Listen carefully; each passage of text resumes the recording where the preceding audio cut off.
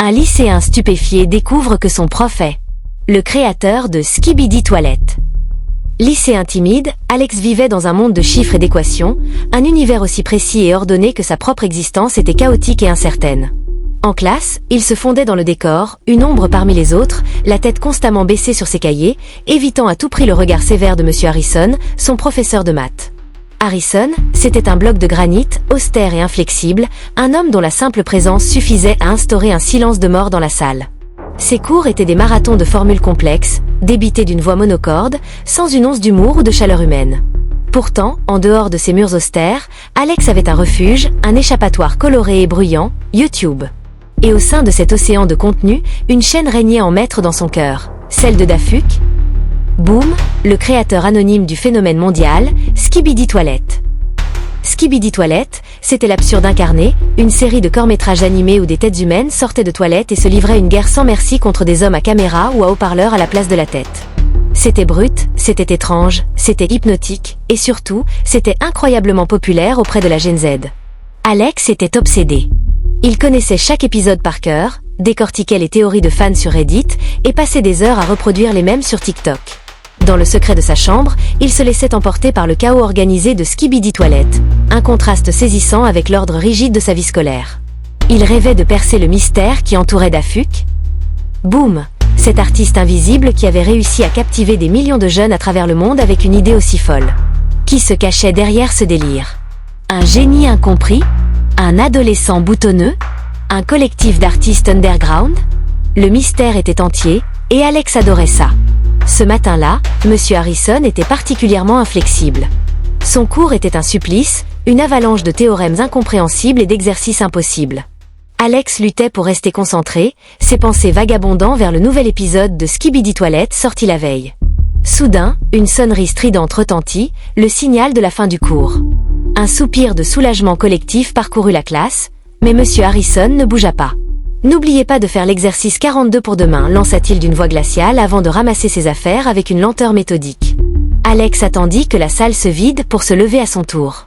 En rangeant ses affaires, il remarqua un petit carnet noir oublié sur le bureau du professeur. La curiosité l'emporta. Il s'approcha, hésitant, puis saisit le carnet.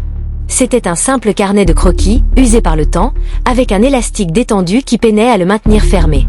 Alex l'ouvrit machinalement, s'attendant à y trouver des notes de cours ou des calculs complexes. Ce qu'il découvrit le laissa bouche bée. Le carnet était rempli de dessins. Des centaines de croquis griffonnés, nerveux, presque frénétiques. Et ces dessins, Alex les reconnut instantanément. C'étaient des Skibidi Toilets. Des dizaines de variations, des esquisses préparatoires, des idées abandonnées, des concepts inédits. Les toilettes grimaçantes, les têtes humaines grotesques, les hommes caméras menaçants, tout l'univers de Dafuk. Boum! Était là, sous ses yeux, dans ce carnet oublié par son professeur de maths austère. Le choc fut brutal, presque physique. Son professeur, Monsieur Harrison, le bloc de granit, l'incarnation même de la rigidité et du sérieux, était-il possiblement Dafuk? Boum! L'idée était tellement absurde, tellement improbable qu'elle en devenait presque crédible. Un frisson parcourut l'échine d'Alex. Il referma le carnet précipitamment, le cœur battant la chamade. Il devait en avoir le cœur net. Alex quitta la salle de classe en état de choc, le carnet noir serré contre sa poitrine. Ses pas le menèrent machinalement vers la bibliothèque, son refuge habituel après les cours. Il s'installa à une table isolée, ouvrit le carnet à nouveau, et se perdit dans les croquis. Plus il regardait, plus le doute s'estompait, laissant place à une certitude grandissante. Le style, les détails, l'humour macabre, tout dans ses dessins respirait l'univers de Skibidi Toilet. Il compara les croquis avec des captures d'écran des vidéos sur son téléphone. Les similitudes étaient frappantes, troublantes. Il y avait même des annotations manuscrites au crayon à papier, des notes sur l'animation, des idées de scénario, des indications techniques. L'écriture. Alex se souvint soudain des quelques mots que Monsieur Harrison avait écrits au tableau pendant le cours. Il se précipita sur son cahier de maths, retrouva les notes, et compara les écritures. C'était la même. Sans l'ombre d'un doute. La révélation était vertigineuse. Monsieur Harrison, son professeur de maths taciturne et distant, était en réalité Dafuk. Boom, le créateur génial et mystérieux de Skibidi Toilet. L'austérité du professeur, son silence, son absence d'humour en classe. Tout cela prenait soudain un nouveau sens. Peut-être était-ce une façade, une armure derrière laquelle se cachait un esprit créatif débordant, capable de donner vie à un univers aussi délirant que Skibidi Toilette. Alex était à la fois stupéfait et fasciné. Il avait devant lui une occasion unique, la chance de percer le secret de Dafuk. Boum! De comprendre comment un homme aussi réservé pouvait créer quelque chose d'aussi fou. Mais comment aborder Monsieur Harrison? Comment lui parler de son carnet, de sa découverte? La peur le paralysait. Monsieur Harrison était tellement intimidant, tellement inaccessible. Et si Alex se trompait? Et si le carnet n'était pas le sien? Et si Monsieur Harrison réagissait mal, se mettait en colère, le punissait? L'idée de confronter son professeur le terrifiait, mais la curiosité était plus forte. Il devait savoir. Il voulait savoir. La journée passa dans un flou étrange. Alex suivit ses cours machinalement, l'esprit ailleurs, obsédé par sa découverte. Il guettait le moindre signe, le moindre indice qui pourrait confirmer ses soupçons. Monsieur Harrison, comme à son habitude, resta impassible, imperturbable, ne laissant rien transparaître. Pourtant, aux yeux d'Alex, quelque chose avait changé. Il percevait une nouvelle profondeur dans le regard du professeur, une lueur mystérieuse derrière son masque d'austérité. À la fin de la journée, Alex se résolut à agir.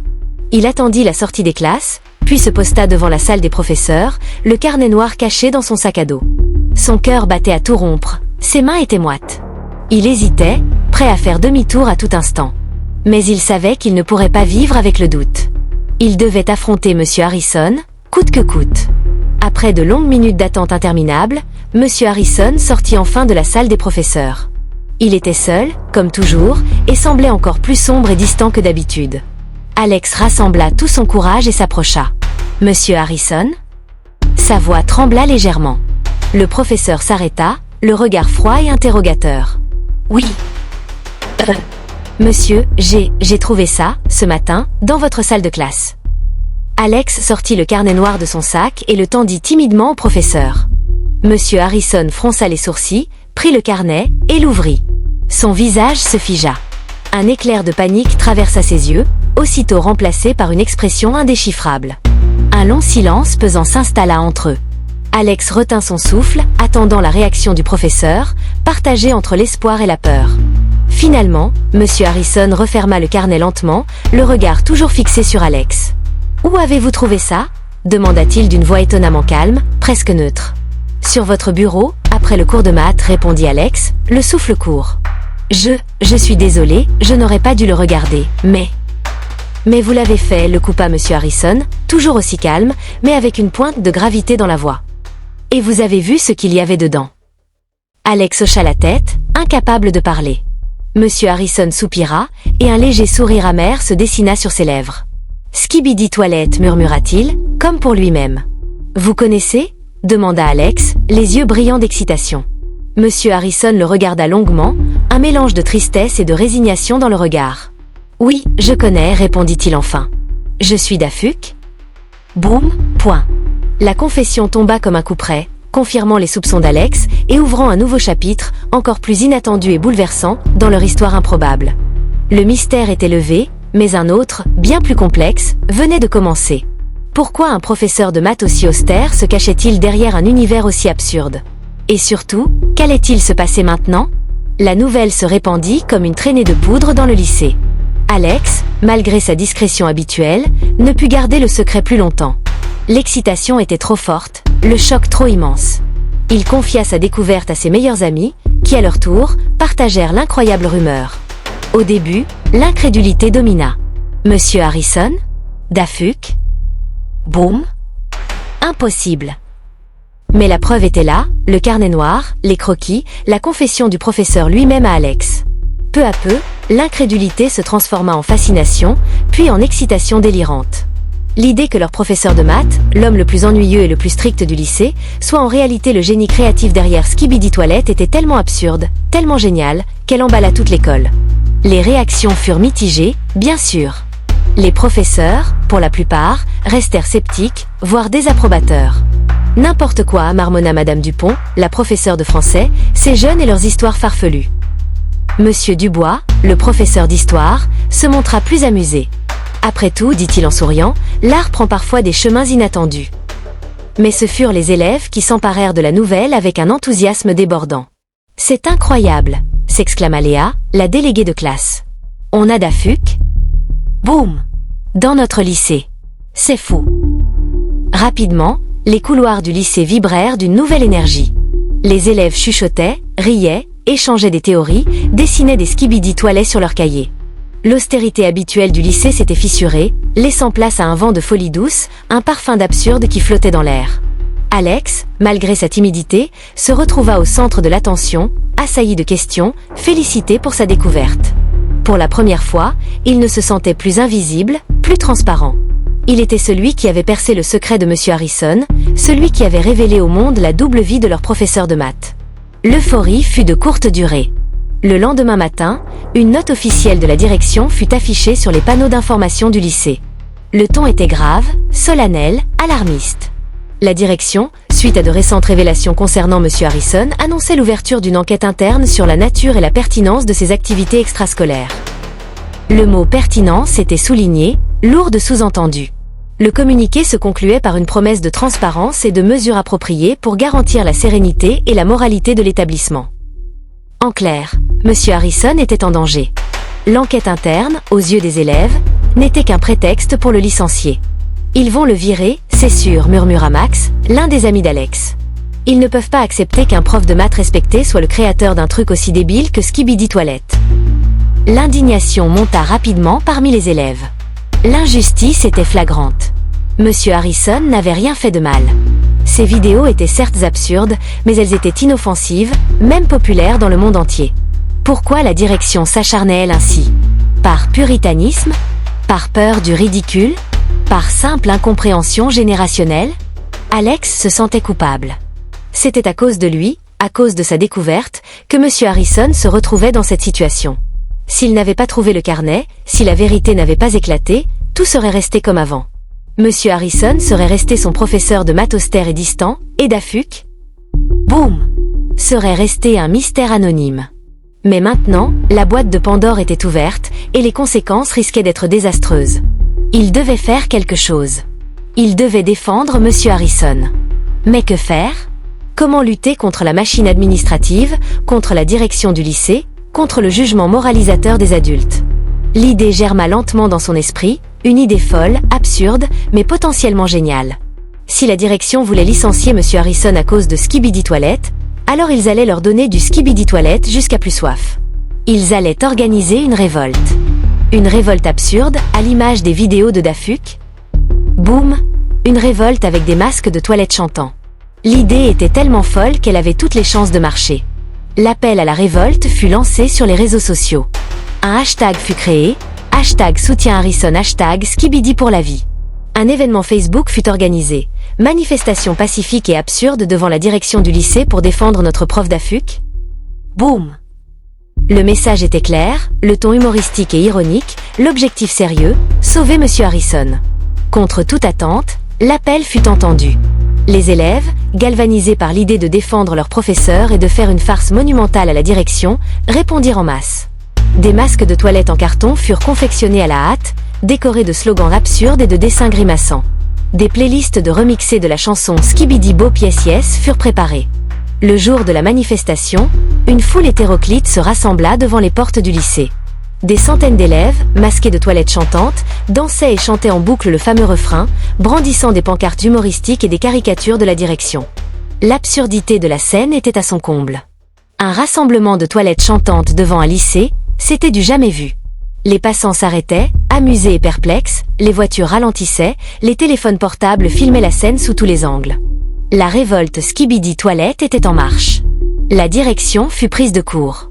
Le proviseur, Monsieur Lambert, apparut sur le perron du lycée, le visage rouge de colère, entouré de quelques professeurs dépassés. « Cessez immédiatement ce vacarme ridicule !»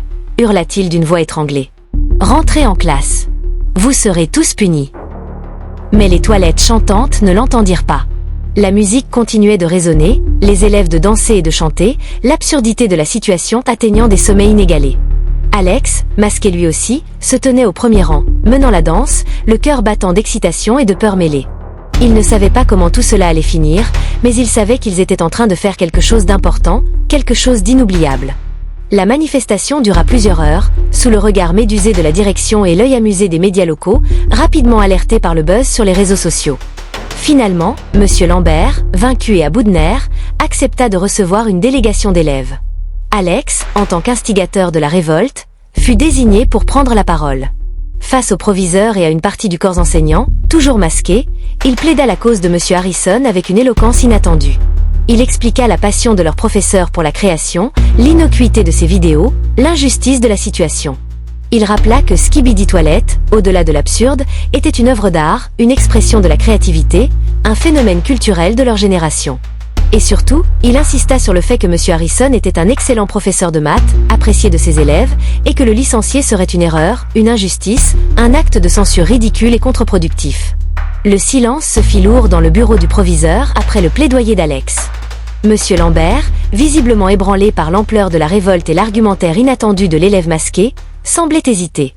Les professeurs présents échangeaient des regards perplexes, certains souriant discrètement, d'autres restant figés dans leur désapprobation. Finalement, le proviseur soupira, passa une main sur son visage fatigué et prit la parole d'une voix lasse. « Bon, dit-il, j'ai entendu vos arguments. Je comprends votre attachement à M. Harrison, et je dois reconnaître que la forme de votre manifestation est, disons, originale. » Un léger sourire involontaire se dessina sur ses lèvres, aussitôt réprimé. « Je vais reconsidérer la situation, continua-t-il. L'enquête interne est toujours en cours, mais je peux vous assurer que vos voix seront entendues. » La foule des toilettes chantantes exulta. Victoire? Pas encore, mais un pas important avait été franchi. Le proviseur avait cédé, au moins en apparence. Le sort de M. Harrison restait incertain, mais l'espoir renaissait. Quelques jours plus tard, une nouvelle note officielle fut affichée. La direction, après mûre réflexion et suite aux témoignages de nombreux élèves, annonçait l'abandon de l'enquête interne et la confirmation de M. Harrison dans ses fonctions. Un soupir de soulagement collectif parcourut le lycée, suivi d'une explosion de joie bruyante et festive. La révolte Skibidi Toilet avait payé. M. Harrison était sauvé. L'absurde avait triomphé de l'austérité, l'humour de la censure, la créativité de la rigidité. Et Alex, le lycéen timide et invisible, était devenu, malgré lui, le héros improbable de cette histoire folle, le chef de file des toilettes chantantes, celui qui avait osé défier l'autorité et défendre son professeur d'AFUC. Boum! La leçon était claire. Parfois, l'absurde est la meilleure arme pour se faire entendre, et même le professeur de maths le plus austère peut cacher un génie créatif insoupçonné. Et vous, avez-vous déjà osé défendre l'inattendu, l'absurde, la folie créative qui sommeille en chacun de nous? N'oubliez jamais que parfois, c'est dans les toilettes que la lumière jaillit.